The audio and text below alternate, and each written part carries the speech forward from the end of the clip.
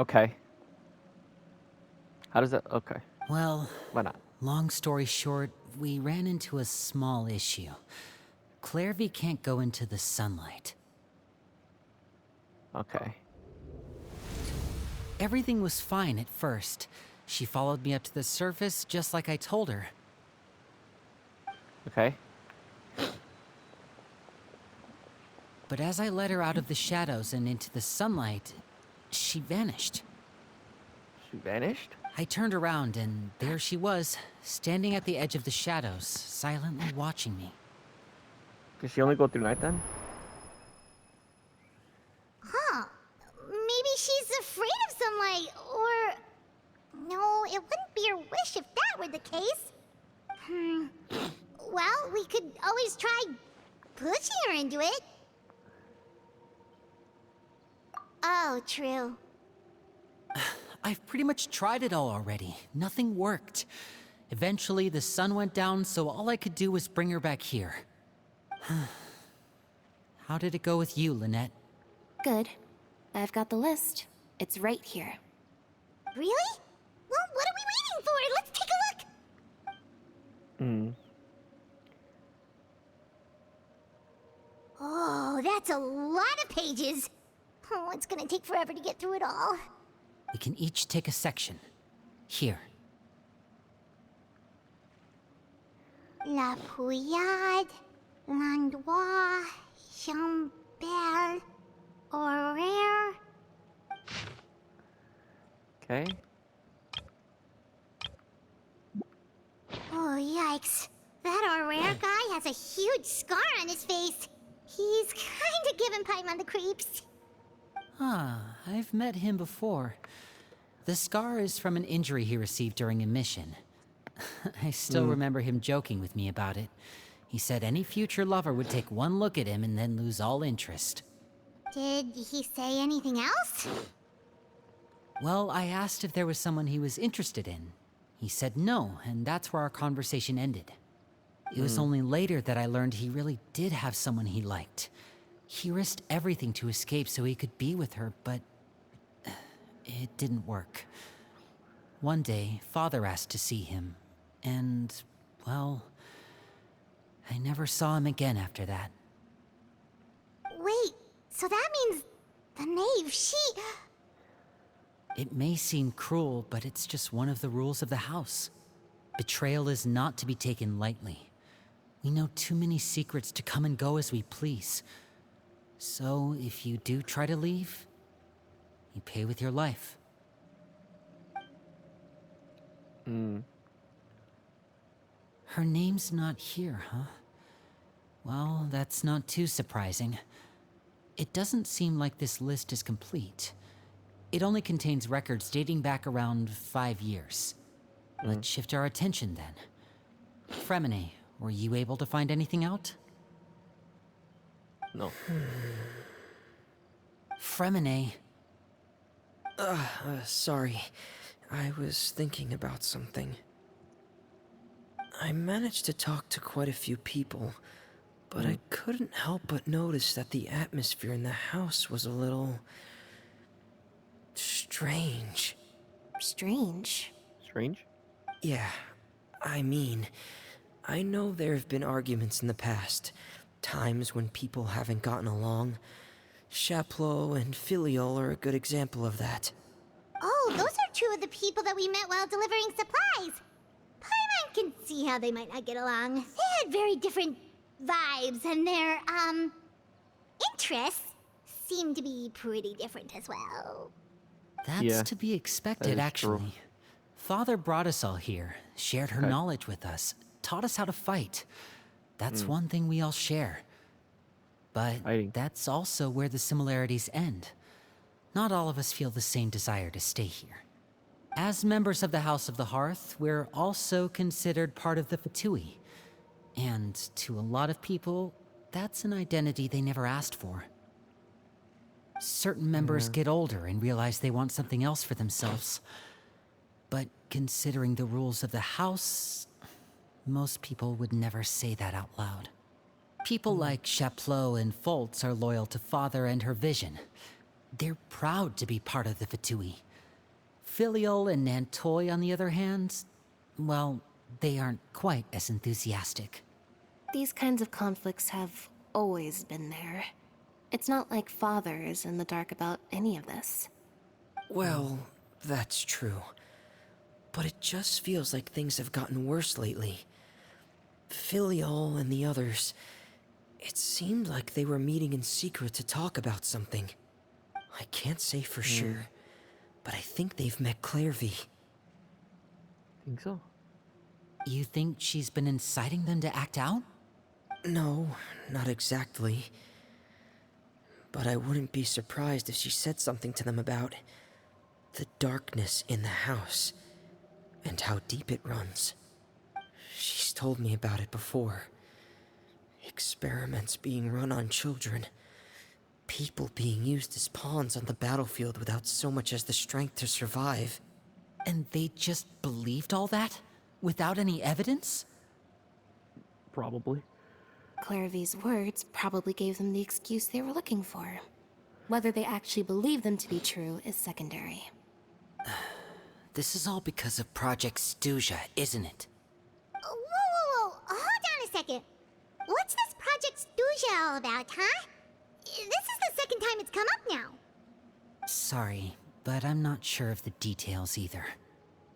I only know what Father has told us, which is that it's something the Rooster and Regrator have been working on together. Apparently, Rooster it has and to do with the Regrator. Vatui's strategic plan for the future. Because the Promoting House of the Vanilla. Hearth was so successful in obtaining the Gnosis, we now have the honor of playing a key role in Project Stuja. Wait, but isn't that a good thing? Key role is just another way of saying dangerous role. To us, the whole thing is an inconvenience. Father thinks so too, but she's in no position to refuse. Their plan isn't exactly unreasonable, and they've been funneling the house a lot of funding. It's just that we'll lose a lot of members in the process. Participating in the plan, it's an honor in name only. What they're really trying to do is subdue us. The existence of an intelligence organization outside their control makes them feel uneasy.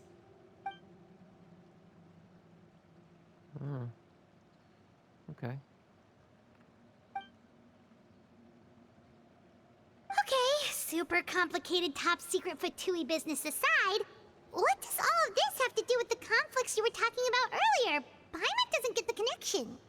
External pressure has a way of exacerbating internal strife. You can't overlook the power of fear either. People are afraid of dying, and that fear is often the impetus for a lot of stupid decisions. I thought resolving the Clairvy situation would make everything go back to normal, but it looks like things are more complicated than I thought. If we leave Filial and the others to their own devices, sooner or later, Father will be forced to take action. We can only focus on one situation at a time, brother. You're right. Even if we confront Filial and the others, it won't do any good. It might even make matters worse. We should focus on Clairvy for now. Well, it's getting late. We should head back and get some rest. We'll try again first thing tomorrow. Lynette, you stick with me this time. Fremine, keep a close eye on Filial and the others. Make sure they don't do anything they'll regret. Good work today, everyone. Have a good night, and I'll see you tomorrow. Wow, thanks, bro. Thanks.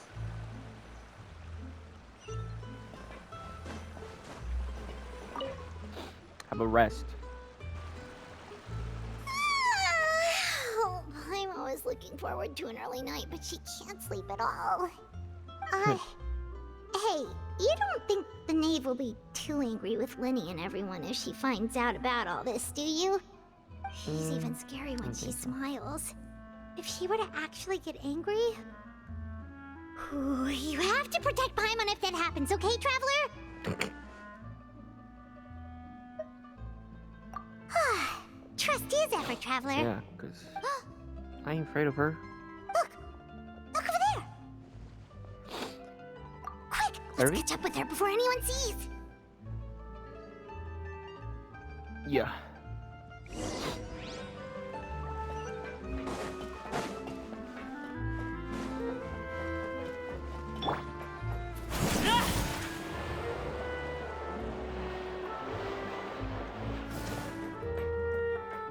Over there!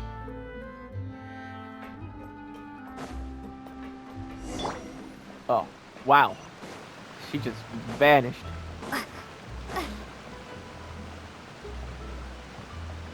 Oh my goodness. Oh, where is she going? Oh, if someone sees her, we're toast. Larry! Oh, you potato! Okay, so I was right. She could only at night, right?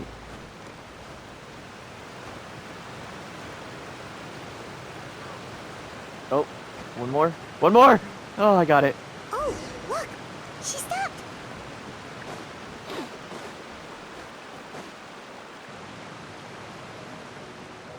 It's the moon. Clearvy! Shh! I opened the window while no one was looking. Look how pretty the outside is.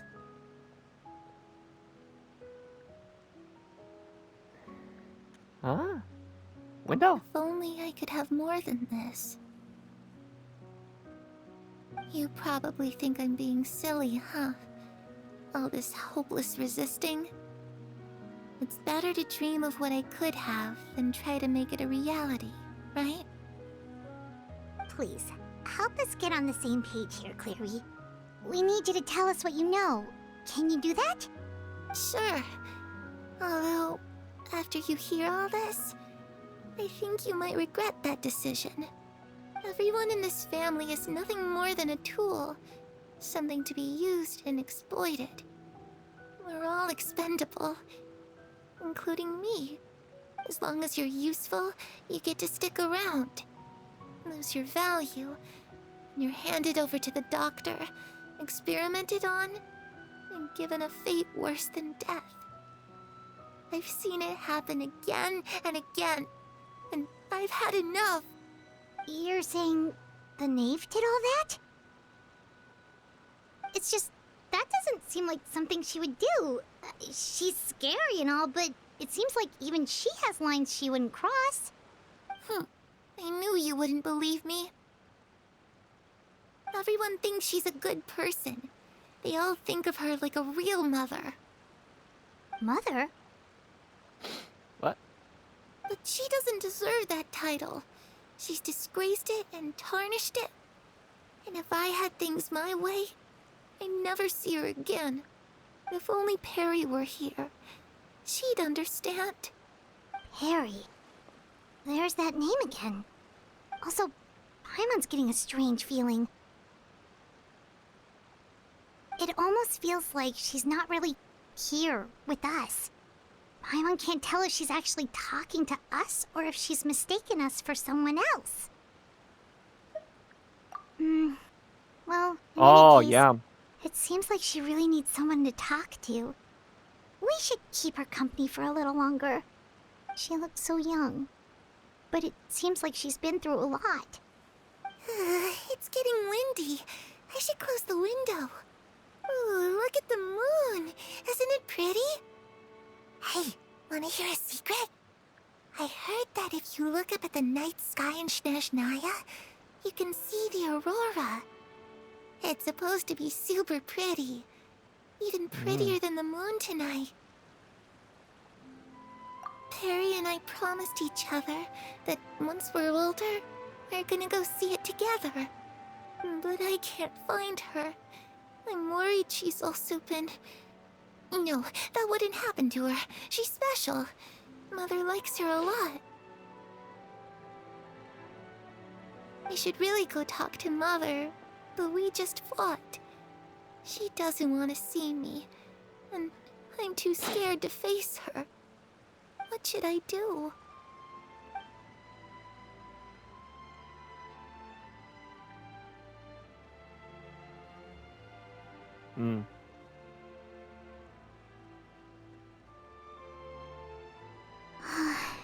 Paimon really Clary doesn't understand what's going on with her. Well, let's head back. Because she's We've got talking an about early the morning past. tomorrow. Get it. I mean, I always do. All right, looks like we're all here. Let's go ahead with the plan. Oh? What is it? What makes you ask that? Well, we kinda ran into Clairvy last night, and that's what she told us. We met the doctor back in Sumeru. He's super dangerous, and he's course. done all sorts of bad things. Second. It's possible that Father and the Doctor have had certain dealings, but I don't think Father would work with him. We're not really on the same side, so there's not a lot of trust between them.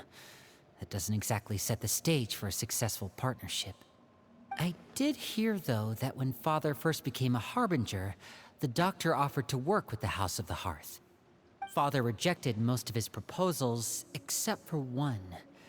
It had to do with some sort of secret experiment. Okay. Secret experiment? Could that be what Clairvy was talking about? I don't think so. I don't know any details about the experiment itself, but I do know it's an entirely independent operation. The Doctor only proposed a direction for the research. That was the extent of his involvement. I still don't think that counts as working together. The details of the experiment are confidential, but complete records are kept on all participants. That doesn't seem to be the case with the situation Clairvy referred to. I know you don't agree with some of the pt2's methods, and I'm not asking you to. But I am asking you to trust us on this. The House of the Hearth has its own principles. There are certain lines we're not willing to cross.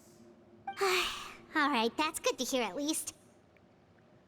Clairvy seems to think the Knave and the Doctor worked together to do something horrible. If that turned out to be true, Paimon doesn't know how he would even face you guys. It's just that it doesn't seem like Clairvy is lying either.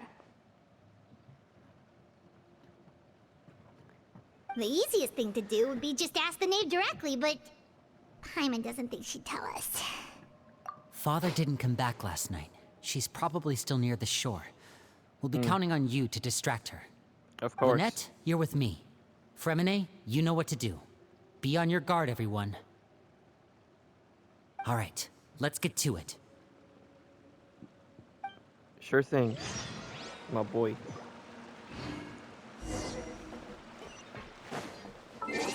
I'm not climbing all that. I'm gonna just teleport up there.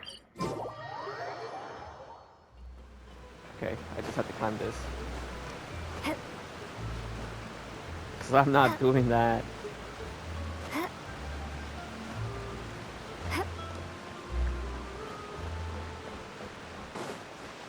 Like, that's crazy. I wish there was another teleport nearby. Instead of the one that's here. I'm not gonna make it up here, aren't I?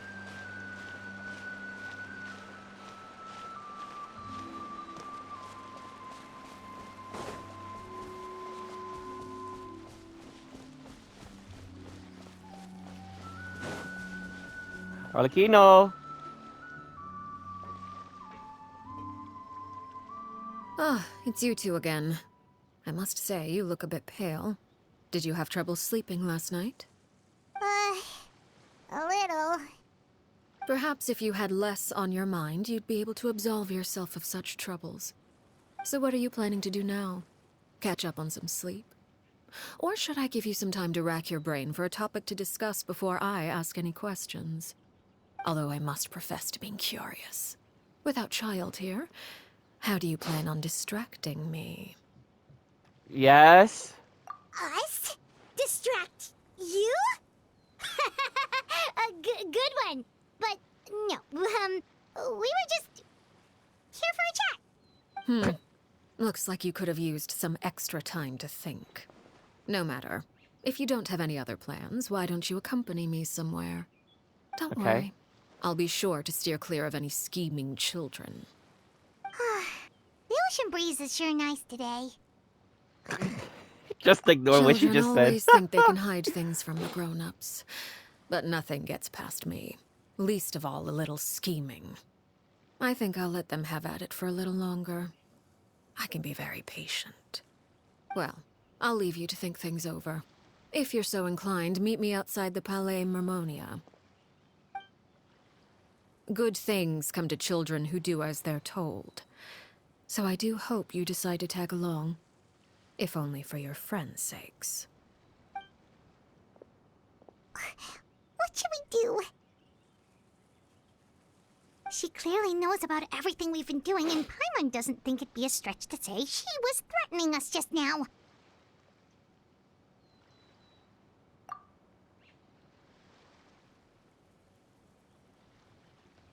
Oh, good idea. Hopefully he sees it in time. Well, we should probably head to the Palais Mermonia. Paimon doesn't want to find out what happens if we don't show up. Based on what the knave was saying just now, it sure didn't seem like it'd be anything good. Okay, then we probably shouldn't keep her waiting. It seems like Linny and the others are on thin ice, so let's do our best to not get them in any more trouble. Yeah. I mean, of course nothing would get past her. Who would have thought? Ah, whatever. Still teleports me there. Seeing as we still have some time before my meeting, we might as well enjoy some pleasant conversation while we wait. I'm glad to see you get along with my children. Being surrounded by good companions is necessary for a child's development.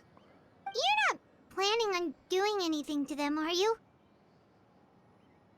I assume you're referring to Linny, Lynette, and Fremine. Yeah. Although, there's that situation with Filial and Nentoy as well. It appears quite a few people have been acting out lately. No matter. I'm not one to discriminate. All those who betray the house meet the same fate. There are no exceptions. Does that mean you're going to kill them? Oh, are you here to beg for their lives? I'm sorry to disappoint, but the rules of the house change for no one. In my organization, everyone is responsible for their own actions. But don't you care about them at all? They really respect you. They even call you father. You must feel something for them. No. Unfeeling Any organization father, in which feelings like in come before principles is one destined for ruin. animation. The House of the Hearth is hardly an exception. You could say our principles are more stringent than most. Perhaps I can offer you this consolation at least. As our guests, you two will not be held accountable along with them. I would imagine Linny, Lynette, and Fremine will be able to keep their lives. As for Filial, Nentoy, and the others, I'm afraid there's little I can do. They can try to escape, but once you know our secrets, there's no getting out alive. Oh. But that's awful. Ah, you seem concerned. Out of consideration for my guests, I suppose I could turn a blind eye for a little longer. If Linny and the others manage to dispose of Clairvy in the meantime, all evidence of their wrongdoing will be lost. In that case, I could hardly punish them for something I couldn't prove. If their efforts are unsuccessful, on the other hand, all will be held accountable. And the punishment will be severe. Of course. Oh, and here. I believe this belongs to you. Do try and keep better track of it next time. It takes a considerable amount of time to train a bird like this. It would be such a pity if you were to lose it. Wow. Permanently. Wait, where did you get that? Well, I'm afraid that's all the time we have to chat. Now, for the matter at hand. I asked you to meet me here because I have business at the Palais Mermonia. It has nothing to do with you, but I think it would be prudent for you to stick by my side for the time being. There will always be time later to run off and tell Linny what you've learned. Well, time to go. Looks like we wrapped things up just in time.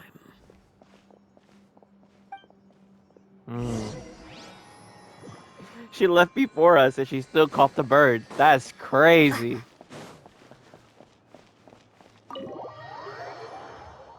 I mean, tough. Oh.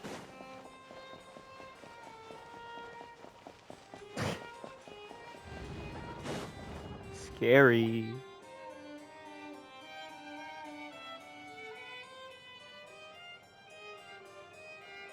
Neverlet, how you doing? It's been a while. Monsieur Okay. Neverlet. I must say, I wasn't expecting my meeting request to be approved quite so quickly. The Palais Mermonia operates with an efficiency worthy of admiration. It is only right that an esteemed diplomat such as yourself should be afforded the proper level of respect. Although, if I may speak plainly, I must confess that I did not anticipate we would have the occasion to meet again after presenting you with the Gnosis. I see you brought the Traveler and Paimon with you as well. If I may inquire as to the purpose of your visit. I'll be departing Fontaine shortly. There is, however, an outstanding matter that I would like to see resolved before I go. It requires a rather lengthy explanation, I'm afraid. So I took the liberty of explaining everything in this proposal. Please review it at your leisure, Monsieur Neverlet. Yo, can we please just get a Gnosis? Because we've been just going to every place and never retrieving the Gnosis to protect it. For the next arc, for what's it called, Natlin, can we please get the Gnosis? And then if we do, there's like little quests that happens around everywhere you're at, and the pt2 comes at you, and you have to fight them off. That'd be good. I like that. But can you please do that? I would like that. I would like that to happen.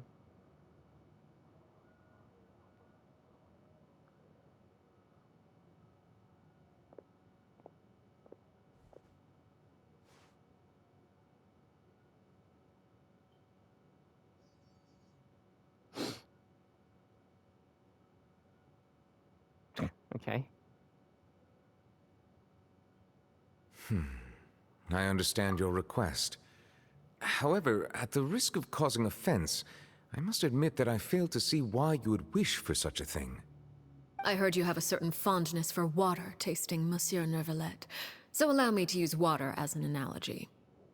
A family is like a large body of water with countless rivers flowing in and out.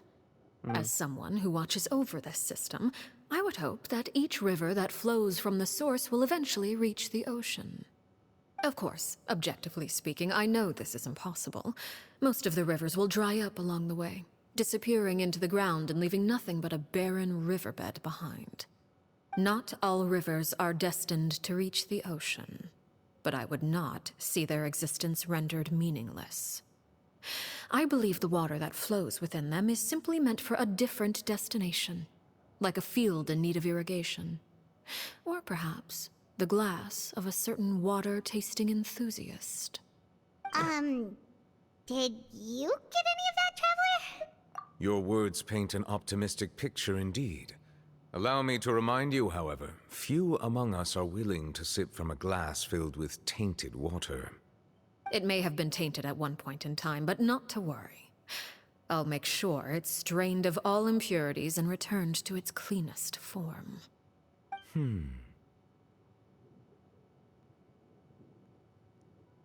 I seem to recall there being a transactional aspect to your proposal. Perhaps you could expound on that?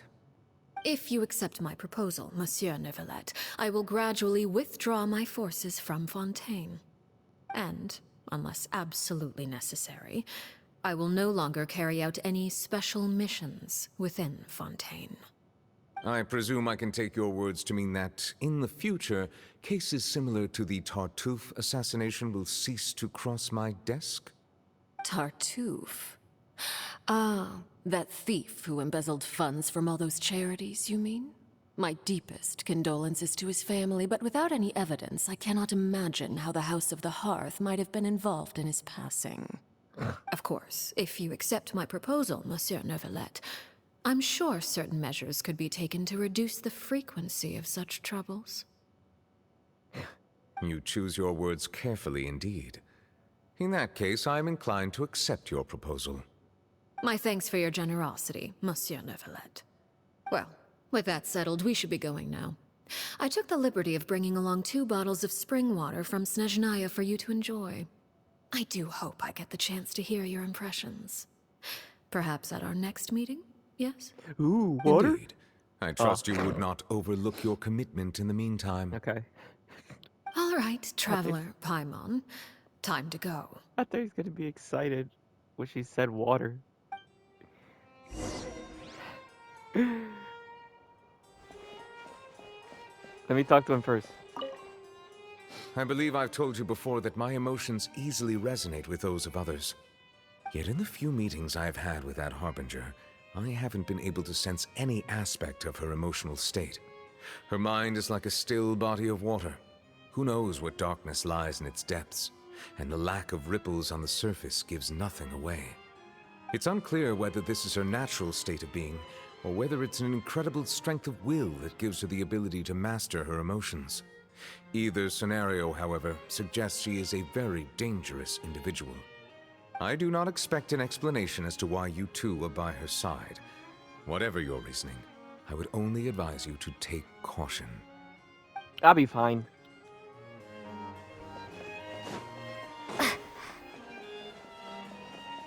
I'll be fine. I'll be fine.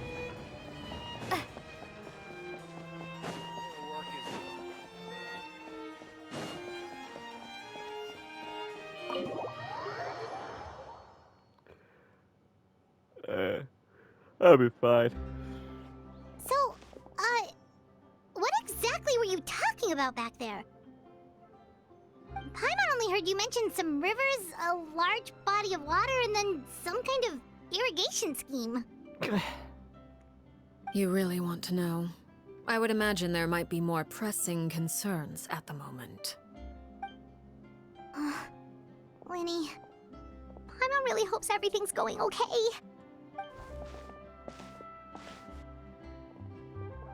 Oh, Paimon recognizes that look. You've got your thinking cap on, don't you, Traveler?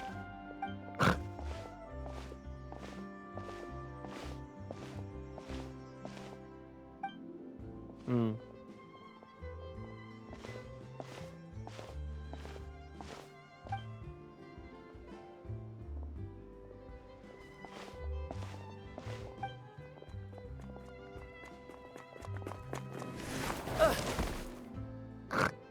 Just bumped into me because I wasn't paying attention. Shoot. Are you alright? Oh, jeez. I'm so sorry. I was so focused on selling these papers, I wasn't looking where I was going. Well, let me make it up to you at least. Here, take this paper. On the house.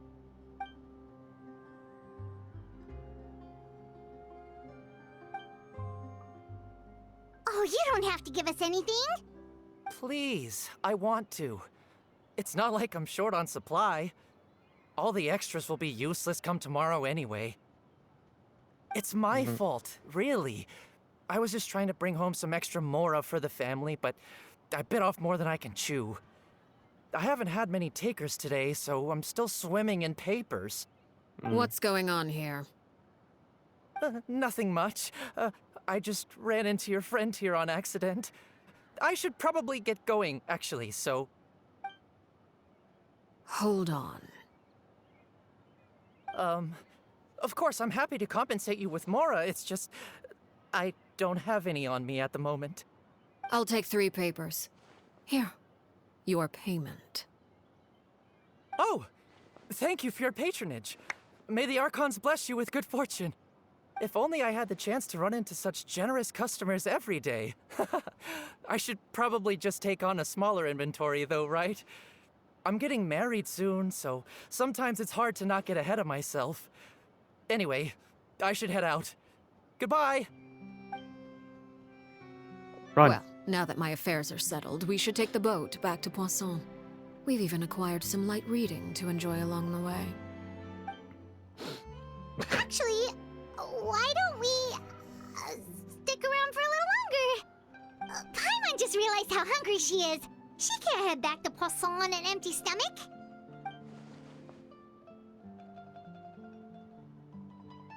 It appears you two are under the impression that delaying our return will somehow alter the situation in your favor.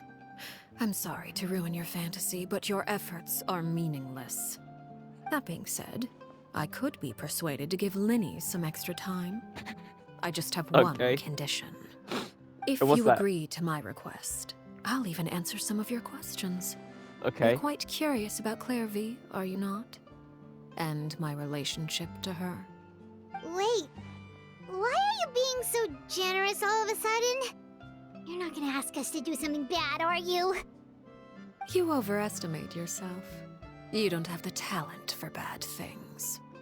Yeah, we do. Then what can you We possibly... stole the holy liar.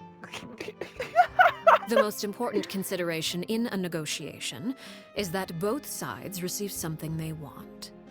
Demands and threats only get you so far.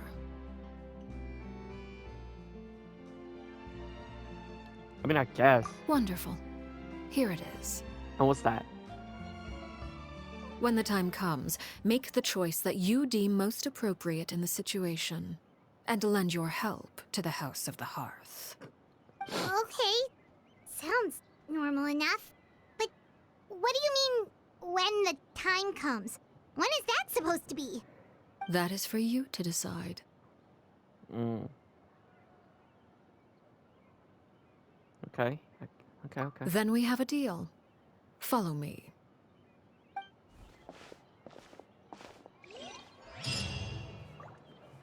What was that? Why'd I just slide forward? Okay.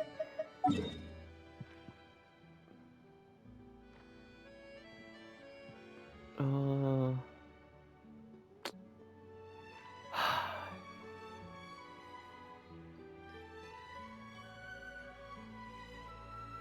I'm gonna do this. I'm gonna do this one. They always got me going to places that didn't even have anything. No portals next to it. And I'm stuck. Cool. Now it's gonna take me longer. I'll probably cut this part out. Probably not.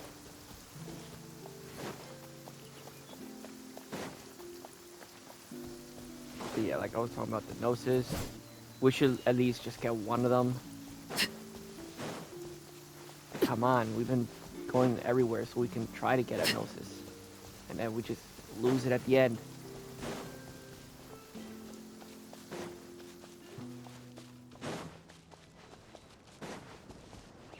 We lost the first one because they just jumped us.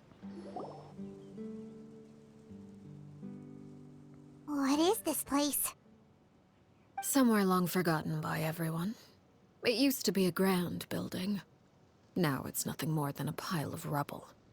No one comes here anymore, nor does anyone care about what once happened here. Although, this place does have something to do with the story I'm about to tell you. It was before I became a Harbinger, and before Linny and the others joined the House of the Hearth. Due to certain events, I first killed Clairvy and then her mother. And this is where it all happened. You were the one that killed Clairvy? No. Patience now. Allow me to explain Clairvy's side of the story first. I'll start from the beginning. Clairvy was 6 years old when she was brought by her mother, Crucibina, to live in the House of the Hearth. From the outside, it seemed like a fairy tale. A thriving family made up of kind adults and friendly children. Crucibina was the knave at that time, and the House of the Hearth was under her control. She was Clairvy's mother by blood, but she was also the mother to all the children in the house. Clairvy was happy here, for a time. But she quickly realized that being part of this family wasn't a fairy tale at all. It was a kind of purgatory. Purgatory? Exactly. The House of the Hearth takes in war orphans from all over Teyvat. But as for how to raise them, that depends entirely on the person in charge. Crucibina came up with a novel idea. She would teach the children to fight, force them to duel each other, and then crown as the king of the house the child who proved themselves most worthy of inheriting her title. It's difficult to estimate the number of children who died or were maimed in the process. There's little I can say about the ones who died. The ones that emerged with permanent injuries, on the other hand, well, they still served a purpose. They would be handed over to the doctor to be experimented on, or sent away on dangerous missions. Nothing more than tools to be used and then discarded. So those were the experiments Clairvy was talking about. But what actually happened to her? You said that Clairvy was Crucibina's daughter, so if Clairvy tried to convince her to stop what she was doing, Crucibina probably would have listened, right? No. Despite being Clairvy's mother, Crucibina cared little for her daughter. She forced Clairvy to join the House of the Hearth only as a means to demonstrate her own impartiality as a mother, to prove that she treated all her children equally. Clairvy did try to convince her mother to change her ways, but it was to no avail. After her efforts failed, the only other option was to rise up and try to fight back. Unfortunately, the other children had already been thoroughly indoctrinated into the illusion of happiness Crucibina had created. Of course, there was one exception. Someone Clairvy's age who knew the truth about the House of the Hearth. Her name was Peruere. Wait, the friend that Clairvy mentioned? Yeah, that's her. Friend, huh? I suppose we can call her that for now. Clairvy was a cheerful and passionate person with a tenacious spirit. Peruere, on the other hand, was rather cold-blooded. Her cold-blooded nature allowed her to see through Crucibina's facade. Yet, it was also this cold-bloodedness that prevented her from acting against it. At least at first. While Clairvy longed for freedom, Peruere was convinced that, amid all the fighting and violence, she would make it until the end. Despite their differences, the two became fast friends, united by their knowledge of the truth. Clairvy told Peruere that she hoped to create a real family, where no one would be killed or sacrificed. There may have been a certain naivete to her ideas, but Clairvy proved her determination many times over. She tried countless times to run away, ask for help, or expose the truth. But her efforts only earned her beating after beating. The only thing that kept her going was her strength of will. Even with her body racked with pain, she would still stand on her tiptoes and open the window at night. She and Peruere would look out at the moon together, a fierce longing for freedom shining in her eyes. But one day that light simply vanished. Oh no. What happened? Her hopelessness resulted from a culmination of things. 10 years had passed. 10 years worth of failure after failure. She and Peruere weren't children anymore, but finding any chance to escape still seemed as hopeless as ever. It was during this time that Peruere suggested a new plan. If escaping was out of the question, why not take down the very person sitting on top of this throne of lies? Mother herself. Clairvy rejected that proposal. She claimed that, as a famous harbinger, Crucibina possessed an unimaginable amount of power. Trying to kill her would have an incredibly low chance of success. Clairvy never gave another reason, but Peruere could see it written all over her face. Clairvy still thought of Crucibina as her mother. Killing her own flesh and blood was a line she couldn't bring herself to cross. If she couldn't escape and fight back, then only one option remained. Precisely. Death was the only way that she felt she could be free. It happened during a duel. When she arrived at the dueling ring that day, her partner turned out to be none other than Peruere, the very person that had stood by her side all those years. It was a fierce battle. But ultimately, Clairvy decided to let Peruere end her life. From that moment on, Peruere's journey was one written in flames. When the rain finally came and washed it all away, there she stood, the sole victor in Mother's endless game of slaughter. A trail of corpses strewn across her path to success. It was the very result she had predicted 10 years prior. Even then, she believed she would make it until the end. She wasn't surprised by the fact that she emerged as Mother's undisputed heir. Rather, her success left her with an inexplicable sense of restlessness. She was unsettled. And there was only one thing that could quell that sensation. Perhaps you two would like to take a guess as to what it was? Crucibina, you mean? But... Correct. This is the place where Peruere killed her best friend. A mere year later, this is also the place where she fought tooth and nail to kill the mother they shared. The moment she acted, any conception of what was right or wrong ceased to matter. It's one of the principles of the house. Only those who survive get to write the rules. Peruere won the battle, and became a harbinger herself. After which Her Majesty, the Tsaritsa, bestowed upon her a new name. Arlecchino. So the Perry Clairvy was talking about...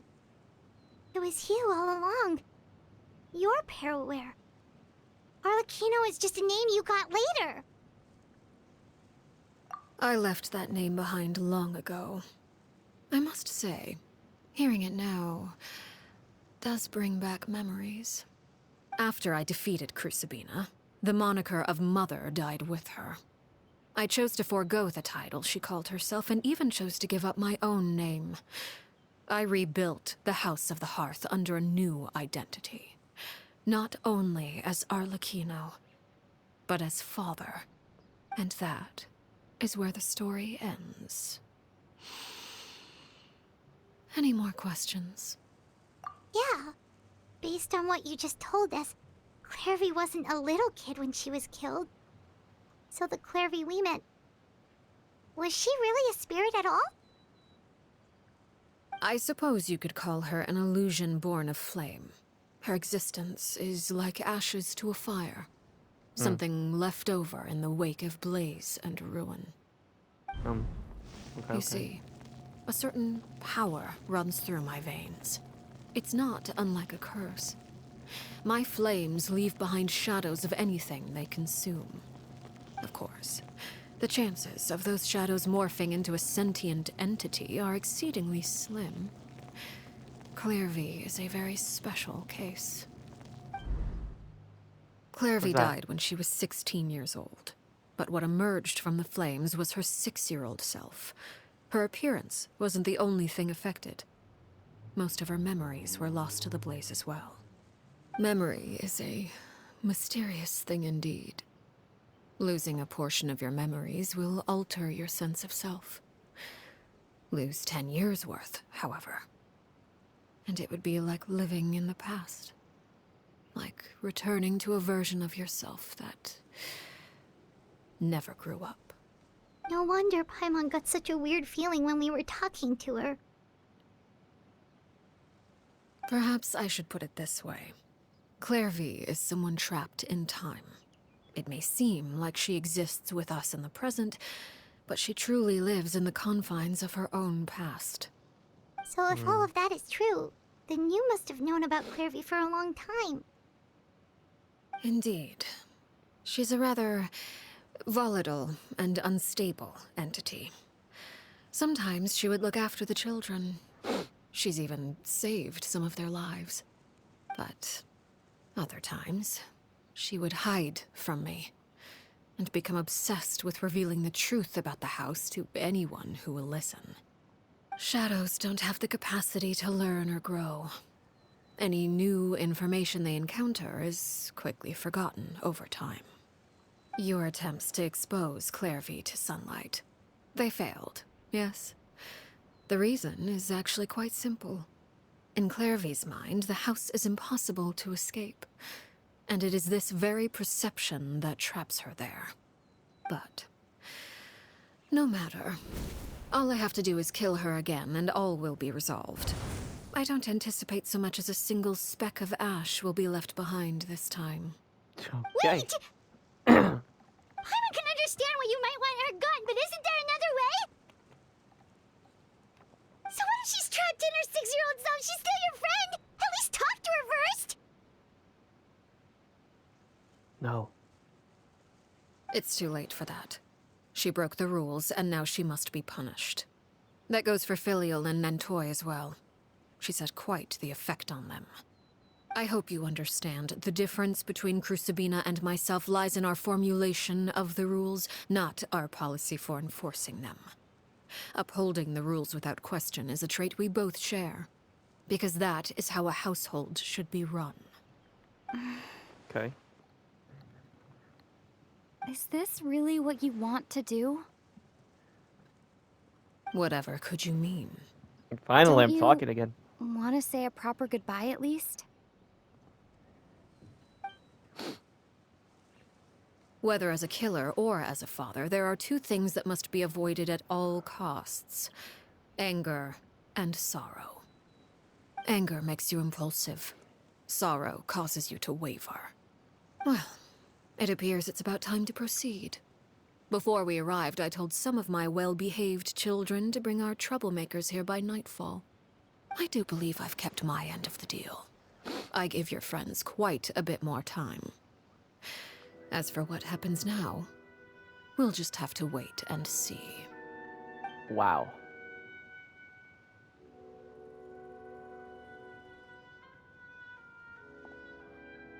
Here they are, Father. Oh, you gonna execute him? Seeing something like that would actually be a first for me. Oh, this dude said. He said, "You're gonna execute him? Let's go." Lenny! This man was excited. I'm sorry. I heard about how you helped buy us more time. But I still failed. I couldn't find a way to fulfill her wish. Huh? Are you... Perry? Indeed, it's been a while, Clairvy. Perry! Shh. Stay right there. I'm sorry to postpone our reunion, but Oh, first, no. I believe certain scores need settling. Oh no. No, please. Please don't. I'm gonna intervene. I know I am. Father, let me explain. Out Nope. of my way. Father! You chose to conceal a threat to the house. And for that, you must be punished. Overall, however, I suppose your wrongdoing is hardly the most egregious of the bunch, so I'll deal with your punishments later. As for right now, the more pressing concerns are the traitors among us. By traitors? Do you mean us? Father, let me explain. We didn't mean to... Fultz, why don't you share what you heard? Yes, Father. Wow. Secret Midnight Meeting number 3.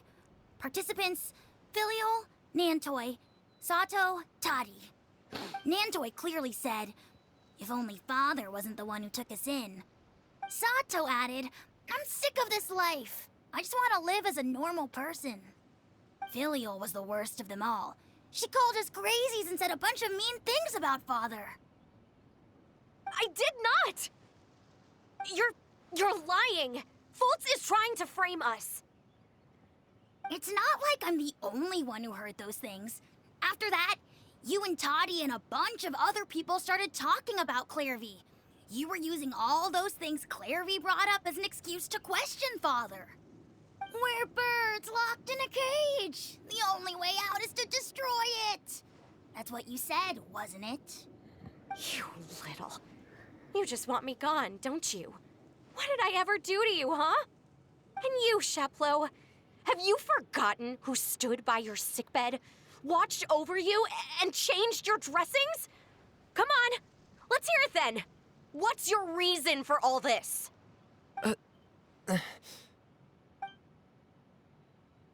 You're wrong, Filial. We don't want you to die. You're our family. Liar. You wouldn't be doing this if that were the case. So why? Why have you backed us into a corner?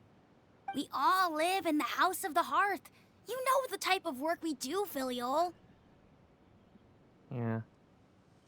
A single betrayal can cost dozens of us our lives. It's not like it's never happened before. That kind of thing is hard to forget. That's why the House of the Hearth cannot tolerate any form of betrayal. Ever since we came to Poisson, you've had 7 secret meetings. A lot of the things you talked about really crossed the line. You've been spying on us for half a month? Wait a second. Now that I think about it, the move to Poisson was just a way to make it easier to spy on us, wasn't it? Because we were all in one place. You've had this planned all along. Filial, Nantoy, I'm sorry. I owe you both my life. I owe Clairvy too. If it weren't for all your help after I got poisoned, I wouldn't be standing here today. If this were any other situation, I would do anything to repay that kindness, even if it cost me my life. But rules are rules. I'm sorry. My hands are tied. Why? Why? That's enough, Filial. We made a mistake, and we should own up to it. We broke the rules, plain and simple. And now we have to face the consequences. I'm sorry, Chapleau. Foltz. I'm sorry, Father. We accept our punishment. Chapleau, according to the rules of the House of the Hearth, how should these traitors be punished? All those who betray the house pay with their lives. Oh, no. And so it shall be.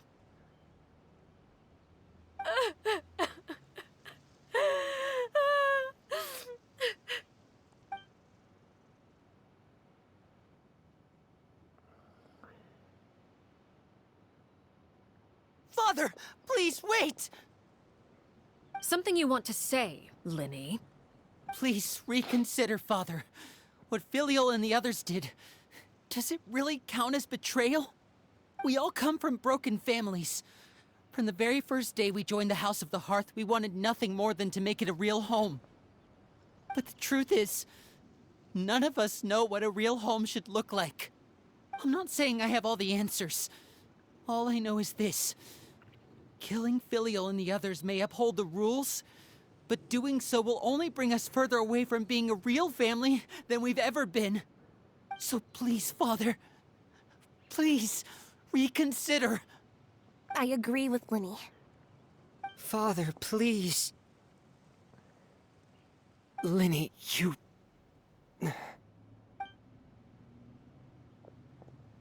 I also agree with Linny.